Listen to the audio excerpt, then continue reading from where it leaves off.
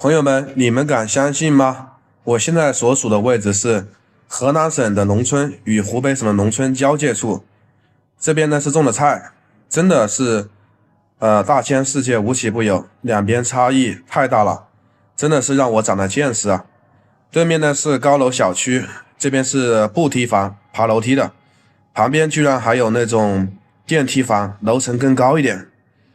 这里呢仅仅只隔了一条大马路，让两边的居民啊成为了亲戚，或者是成为了一个走亲戚啊很方便。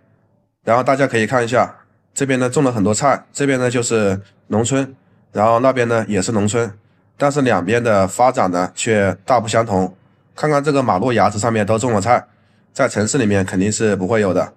然后那边呢依然的路边呢绿化也非常好。在那边的小区里面，我还看到了幼儿园，还看到了停车场，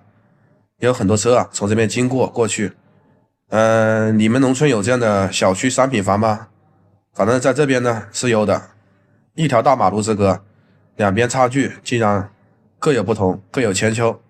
反正我也不评价哪边住得好，哪边评价住得不好，我都挺喜欢的，因为住在这样的房子里面，这边的农村呢，这样的自建房，就可以在旁边种点菜，没人来管你，有自己的小院子，然后还有点自己的土地，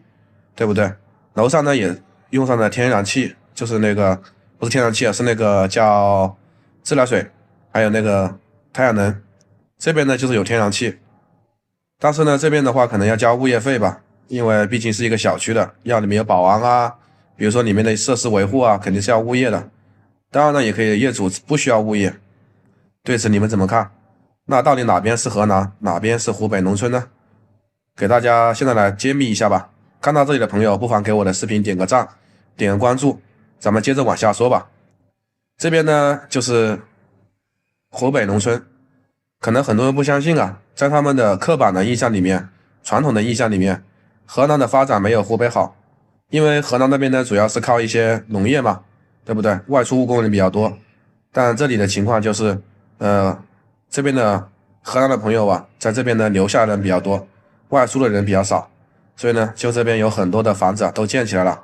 还有一种情况就是这边呢，他们是搬迁过来的，因为他们住在前面更远的地方，然后呢，那边由于建设啊，比如修路啊，或者修一些工厂啊，然后那个地啊就被征掉了，然后呢，这边呢建了这样的小区，属于安置房吧，因为在农村里面没有开发商会去建房子，所以这边的房子呢都是安置房，我都了解清楚了。然后这边呢就是湖北农村，但是大家看一下，家家户户其实也有车的，我刚走到里面看了一下，有的车还不少呢。当然呢，不是说这边的环境一般啊，这边的环境好得多了，是不是？如果说你不用自来水的情况，可以自己打个井，一样的可以用水，不用收费。电的话也一样的。然后呢，自己有私家车，去镇上面买东西啊，购买生活用品啊也很方便。然后这边的地上面呢，可以种点菜，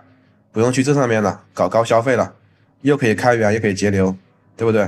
比如说种点菜可以拿到镇上去卖，这就是开源。节流的话就是水啊，比如说太阳能啊什么之类的。但对于那边来说的话，可能费用会更高一点，生活成本高一点，毕竟没有地方可以种菜了嘛。不知道朋友们，如果在农村里面，你们愿意选这样的自建房过生活，还是愿意选对面的那个高楼大厦呢？